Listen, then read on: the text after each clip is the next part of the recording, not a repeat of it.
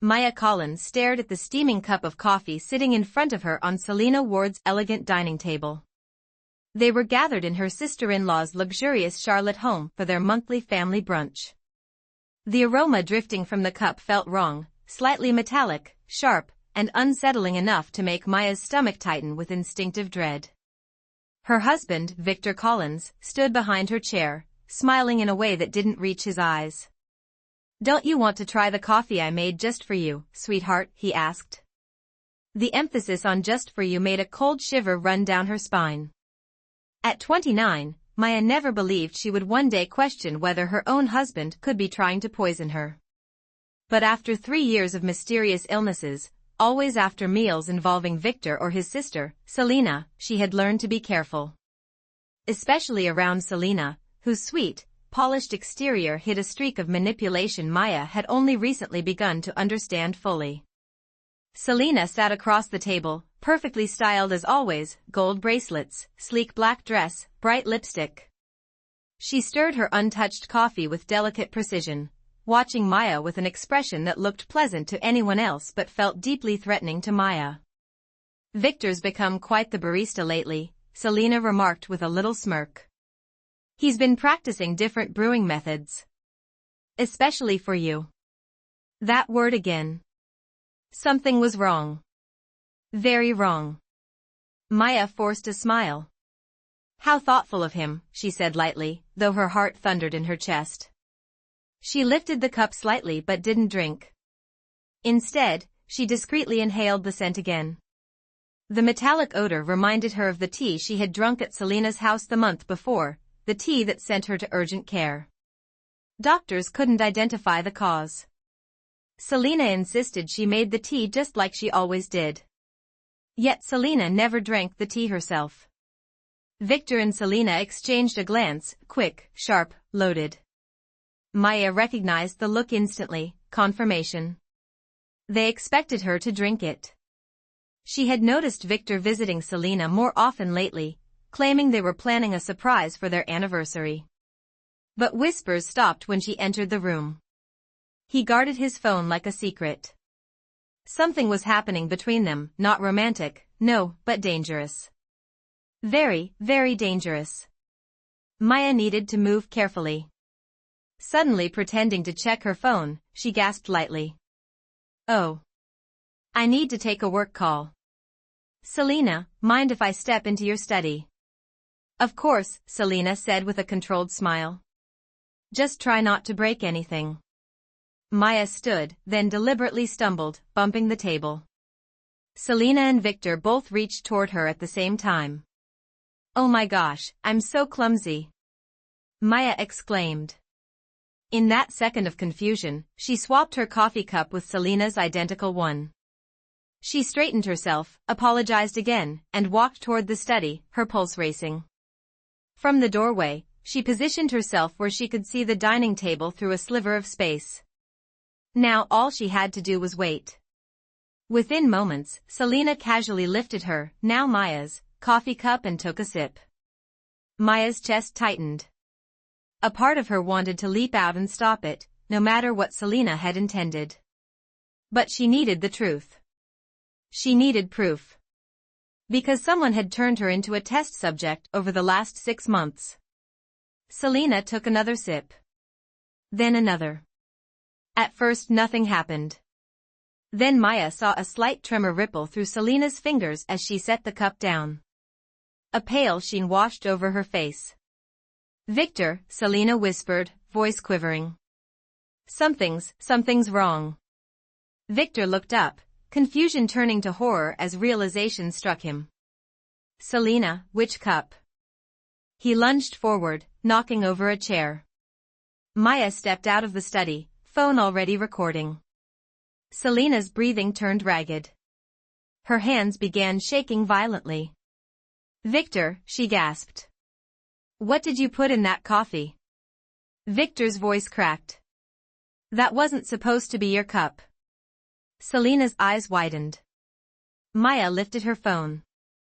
"Oh, I think we should talk to 911 about that."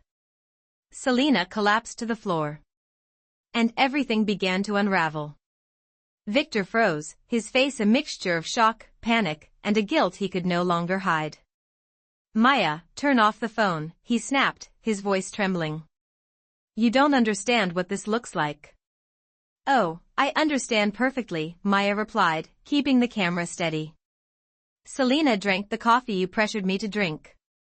Now tell me, what exactly was in it?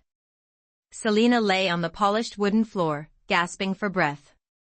Her body twitched as she tried to prop herself up. Victor, call someone. I can't breathe. For a moment Victor hesitated. He actually hesitated.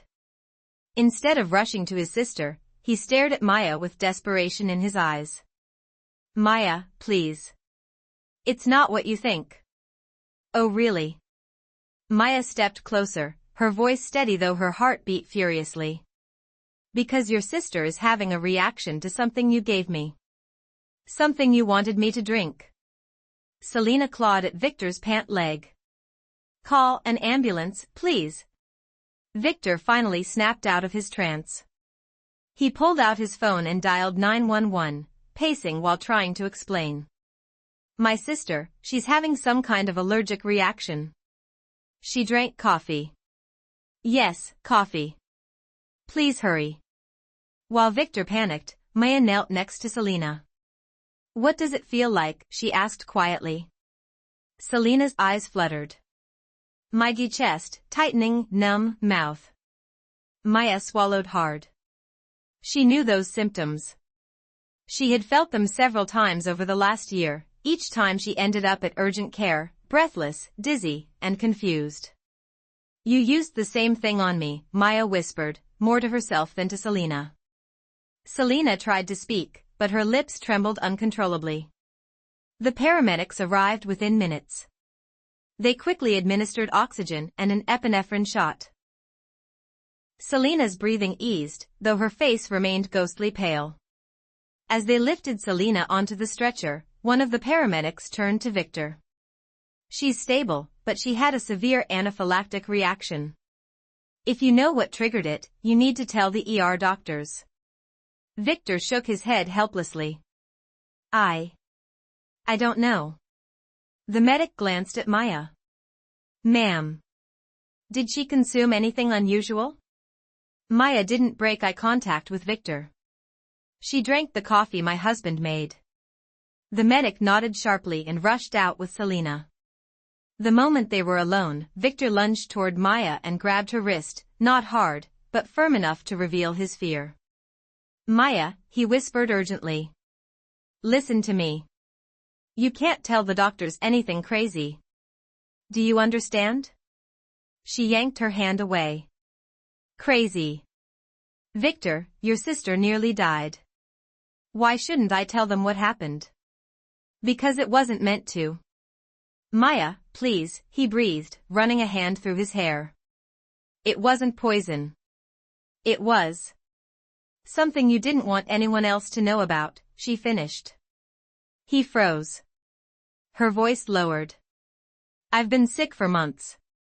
Every time you or Selena prepare something for me, tea, soupy drinks, I ended up vomiting, dizzy, shaking. I thought I was losing my mind. Victor's expression crumpled. And now, she continued. Now I finally see the truth. You've been testing something on me.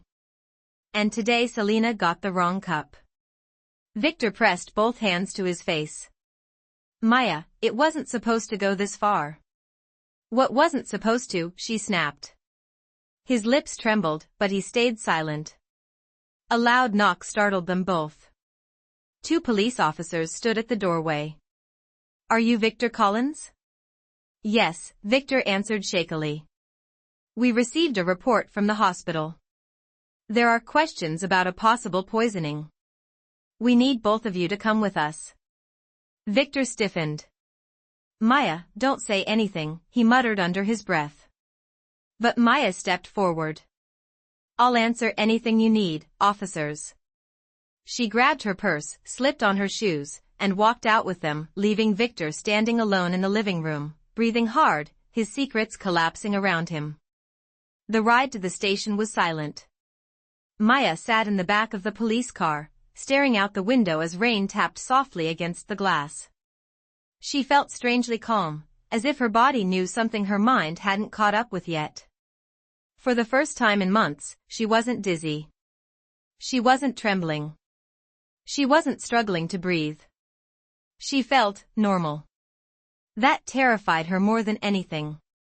At the station, Detective Harper, a composed woman in her 40s with sharp eyes, invited Maya into a small interview room. "Mrs. Collins," she began, tapping a pen on her notebook, "we're concerned about your symptoms and the pattern reported by the hospital. We need you to tell us everything." Maya took a long breath. "It started a year ago," she said. "Random nausea. Weakness. Panic attacks that didn't feel like panic attacks. Dizziness.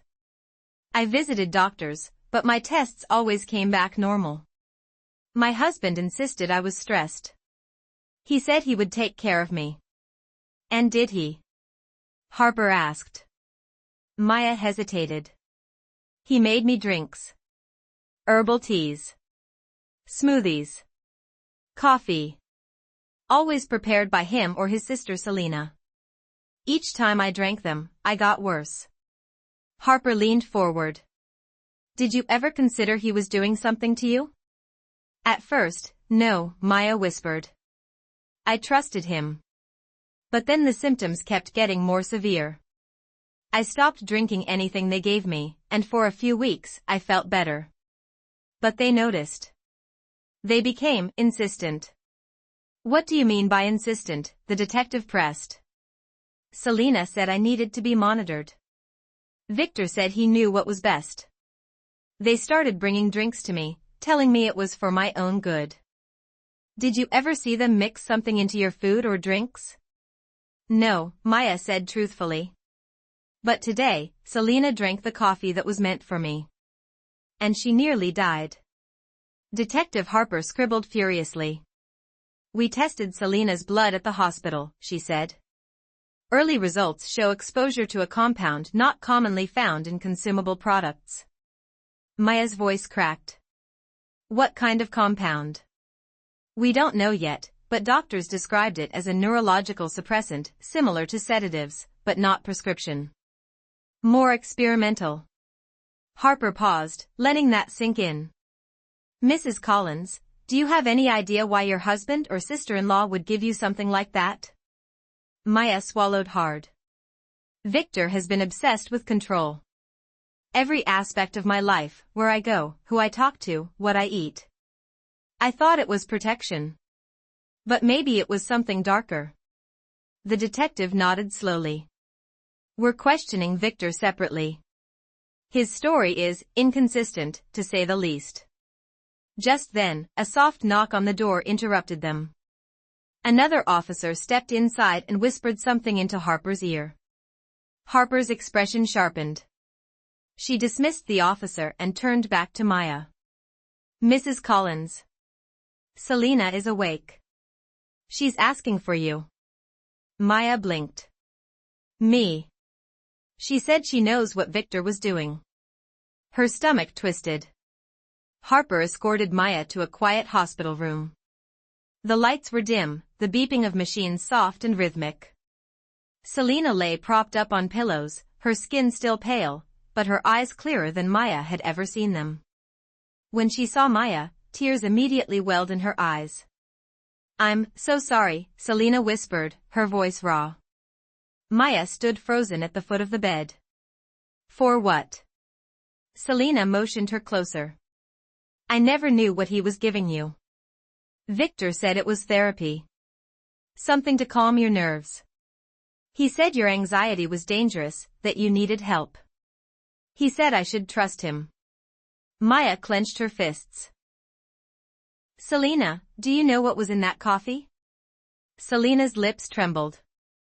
"He told me it was a mild mix, something to regulate your emotions. But I opened the cabinet once. I saw bottles. Unlabeled. Strange smelling. He said they were supplements he researched." Maya's breath hitched. Supplements don't send people into anaphylaxis. Selena nodded weakly. I know. I confronted him a week ago. He told me if I ever questioned him again, he'd cut me off completely. He said I didn't understand the bigger picture. I thought he was just stressed. Her voice cracked. I didn't know he was hurting you. Maya felt her heart soften for the first time, just a little. But before she could respond, Harper stepped forward.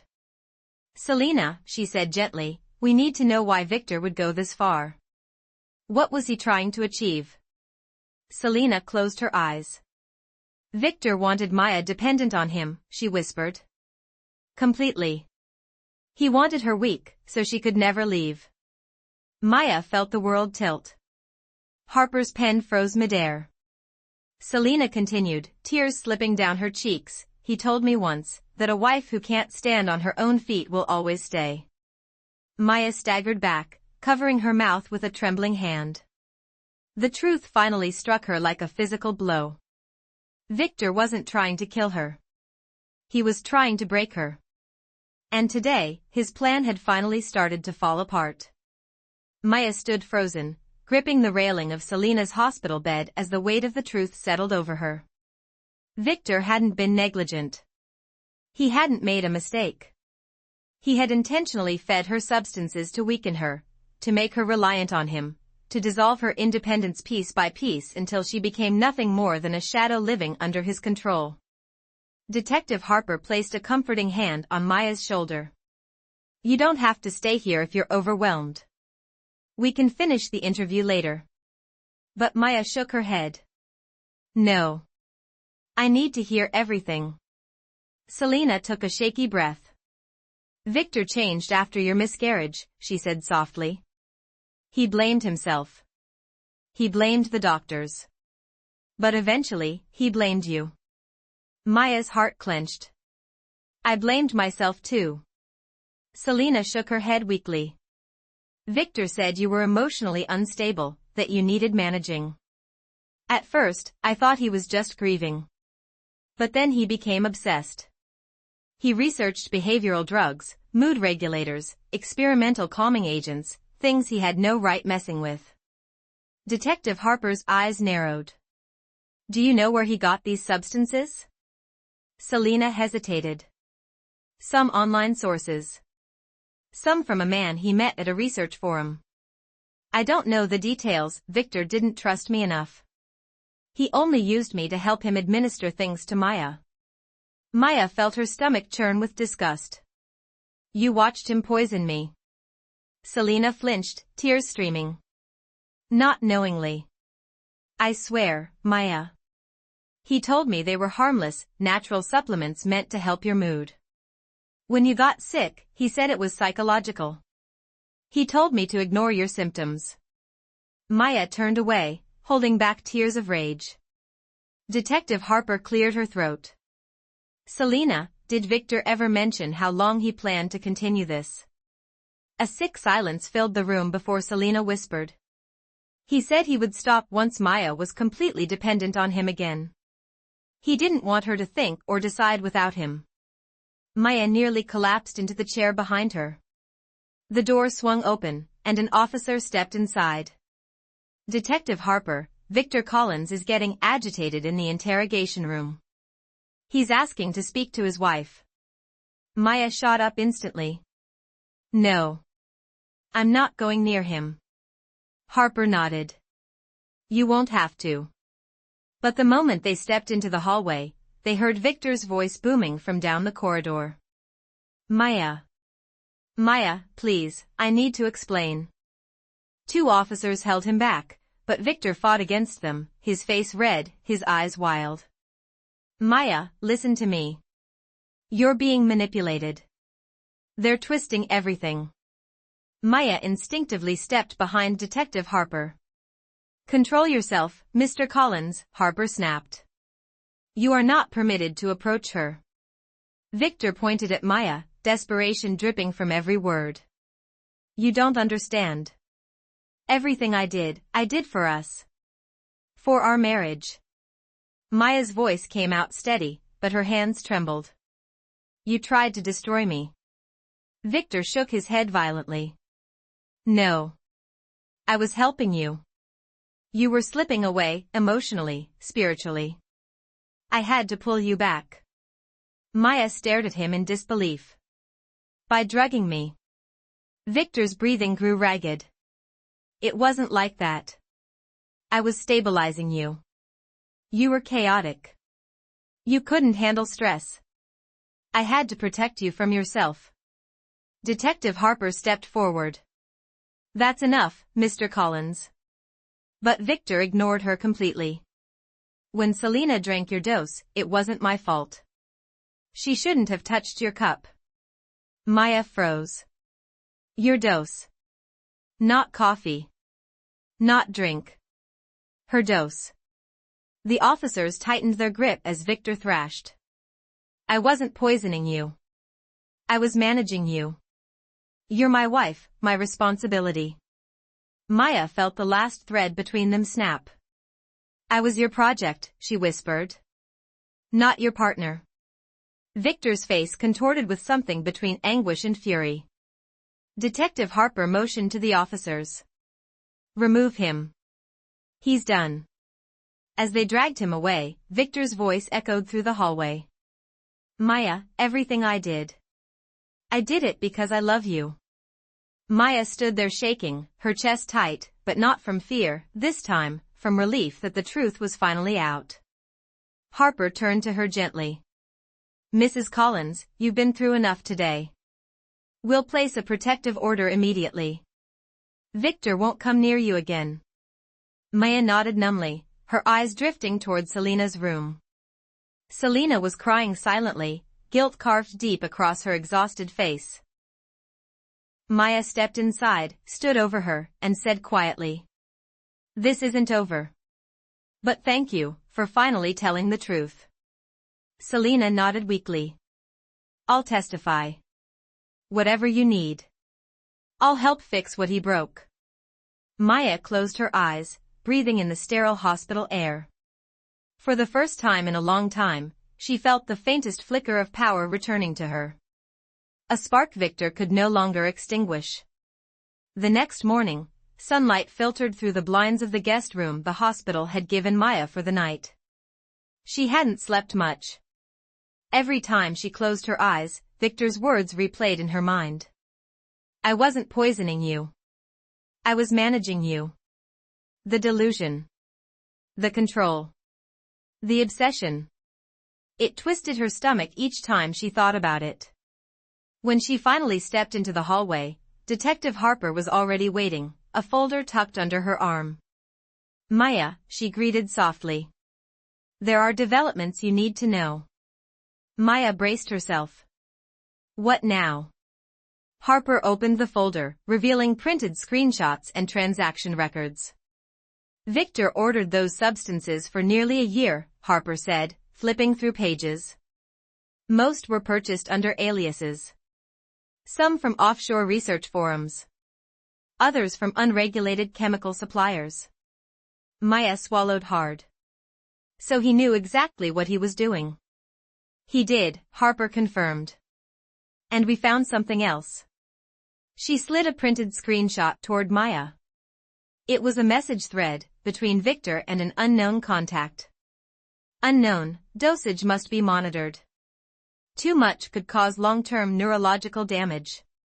Victor, I don't need her damaged. Just dependent. Unknown, then reduce by half. You want compliance, not collapse. Victor, exactly.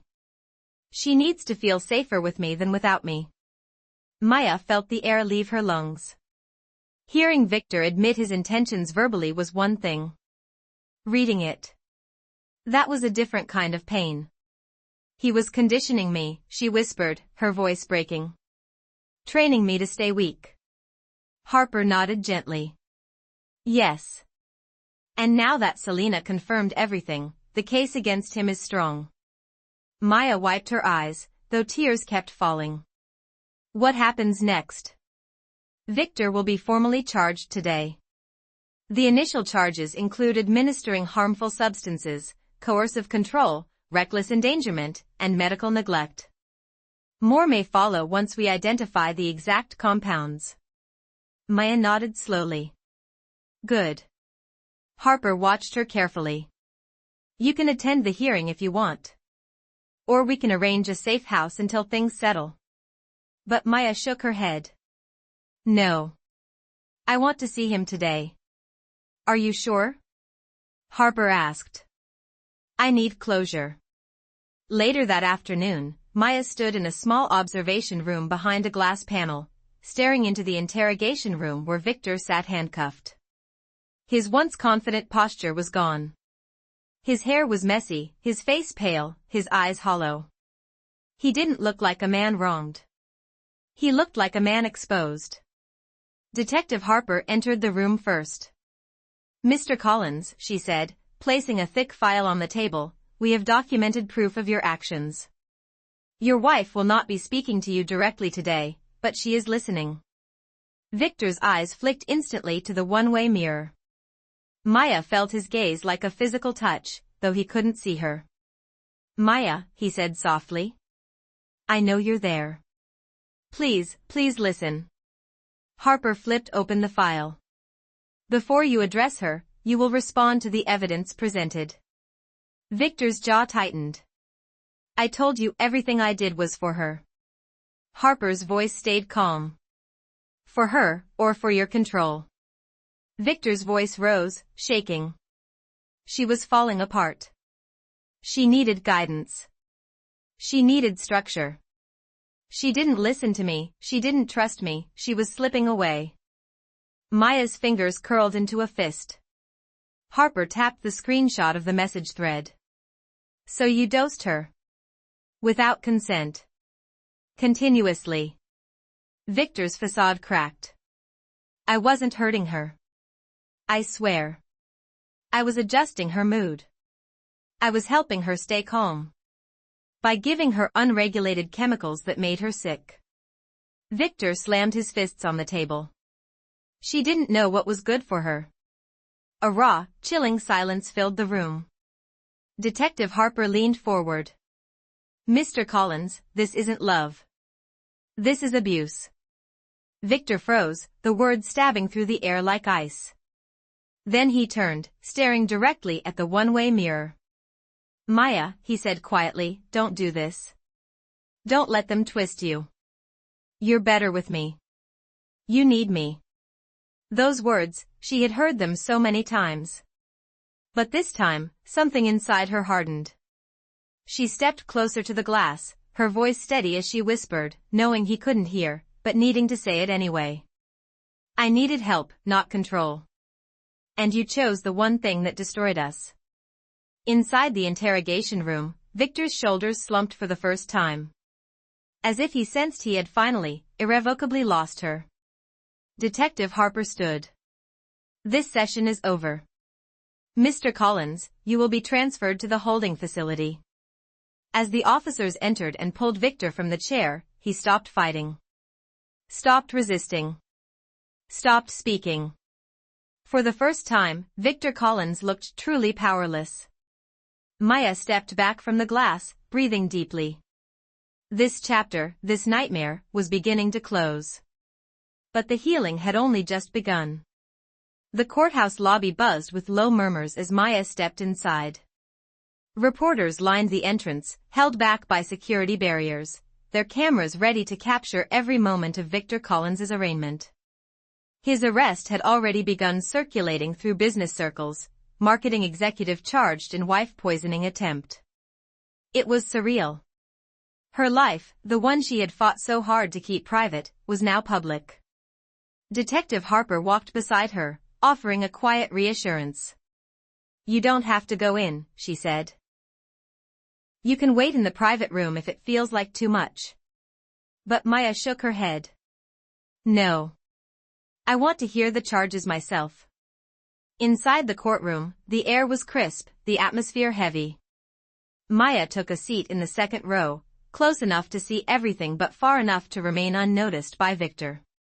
When he entered, escorted by two officers, Maya's breath caught in her throat. He looked thinner, weaker, and yet, the moment he spotted her, his eyes lit with something unsettling, like hope twisted into obsession. He sank into his seat, wrists still cuffed, and whispered something to his attorney. The lawyer didn't look impressed. Judge Holloway entered moments later, commanding silence with a single stern glance. State of Tennessee versus Victor James Collins, the clerk announced. The charges began to echo through the courtroom. Count 1, administering toxic substances with intent to cause harm. Count 2, coercive control. Count 3, reckless endangerment. Count 4, tampering with evidence. Count 5, attempted manslaughter. Maya's fingers trembled, but she kept her head high. Victor flinched only once, at attempted manslaughter. He turned slightly, as if searching for Maya's reaction. She didn't give him one. His attorney rose. Your Honor, my client pleads not guilty to all charges. Maya felt something hot rise in her chest. Not guilty. Even with evidence, witnesses, recordings, texts, he was still clinging to his illusion. Judge Holloway nodded curtly. The court acknowledges the plea. Bail is denied due to the severity of the charges and the clear risk posed to the victim. Victor's jaw clenched. He tried to rise, but the officers held him down. Maya, he shouted suddenly, startling the entire courtroom. Tell them. Tell them I wasn't trying to hurt you. Her heart raced, but she stayed rooted in place. Maya. Victor's voice cracked, desperate and frantic. I saved you more times than you know. You're alive because of me. Judge Holloway slammed his gavel. Mr. Collins, you will remain silent or I will hold you in contempt. Victor's breathing turned ragged, but he stopped shouting. For the first time, Maya saw something in him that wasn't anger. Fear. Not fear of prison. Fear of losing control over her. He was unraveling. When the hearing ended, Maya retreated into the hallway, her legs weak beneath her. Detective Harper joined her moments later. You handled that well, she said. Not many people could stay that composed. Maya nodded, though her pulse still hammered. I just want this over. It will be, Harper promised. But healing takes time. Maya didn't realize someone else was waiting for her, until she heard her name. Maya. She turned. It was Dr. Elise Rowan, the neurologist who had treated her during her mystery illnesses. A wave of memories hit Maya, blurred vision, shaking hands, nausea, fainting spells. Maya, Dr. Rowan said quietly, I was asked to review your past tests.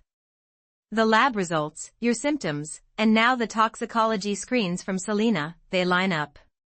Maya's stomach tightened. What do you mean? The doctor hesitated, then met her gaze with gentle seriousness. The substances Victor used weren't random, she said. He experimented. Adjusted. Tracked your responses.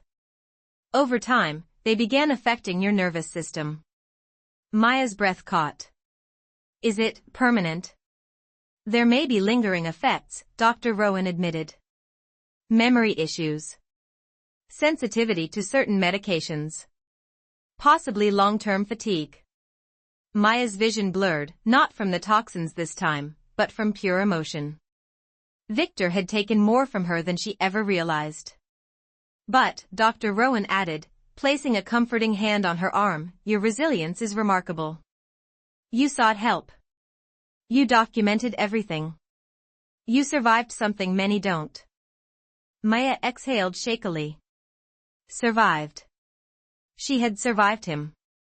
Detective Harper stepped closer. We'll arrange a follow-up. You're not alone in this.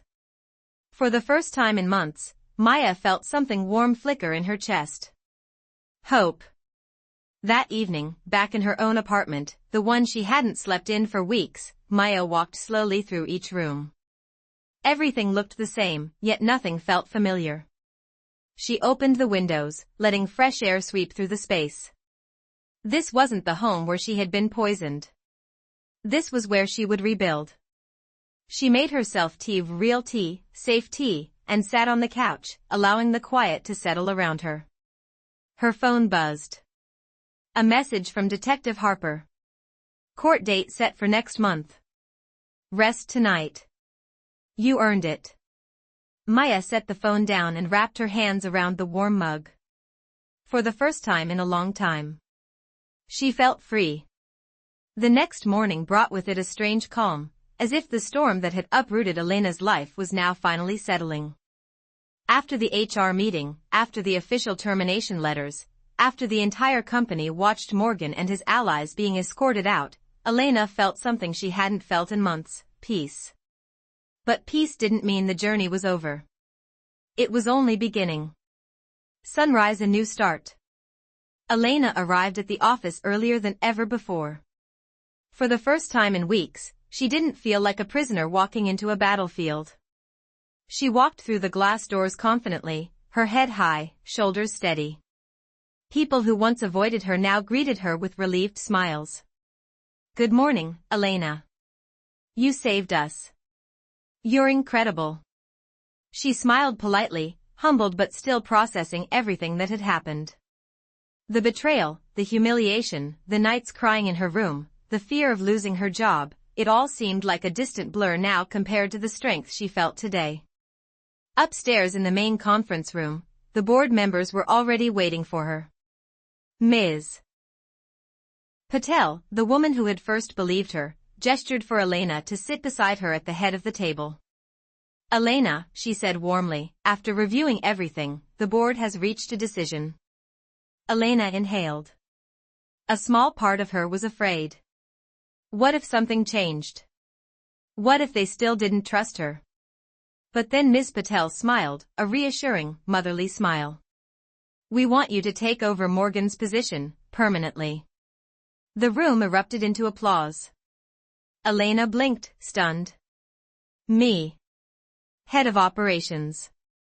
Yes, a board member said. Not just because you uncovered wrongdoing but because you've consistently proven leadership, resilience, loyalty, and integrity.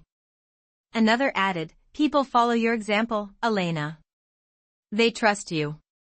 Elena swallowed hard, her throat tight with emotion. It felt surreal. Just days ago, she was on the verge of tears in a dark hallway, facing humiliation.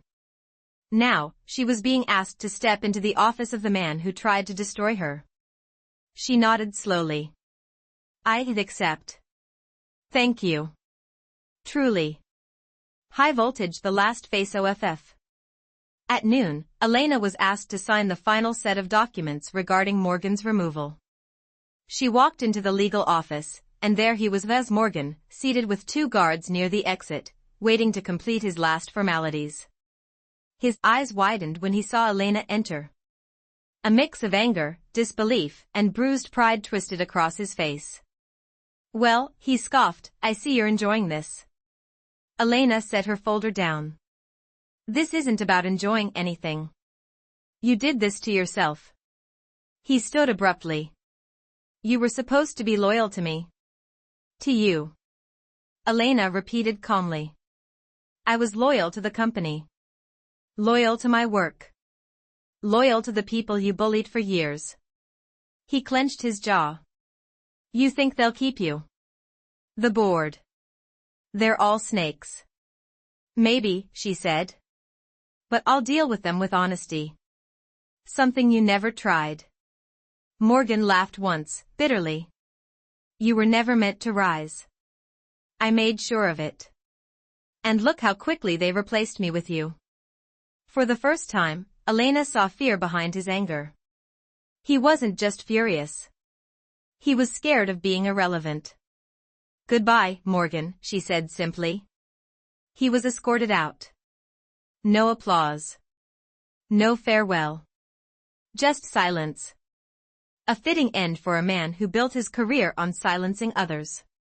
Glowing star, the promotion announcement. At 3 p.m., the official announcement was sent out company-wide. Elena Ruiz appointed as new head of operations. Emails flooded in. Congratulations. Appreciation. Relief. Her phone buzzed non-stop, her hands trembling with the weight of everything. This was her moment. Crescent Moon, the final scene. That evening, Elena stood in her new office, the office Morgan once ruled like a tyrant. She looked at the view from the window, the sun setting behind tall buildings, painting the sky in gold and rose. She placed her palm on the desk. Her desk now. A soft knock sounded. It was Ria, smiling warmly. "Boss, we have champagne.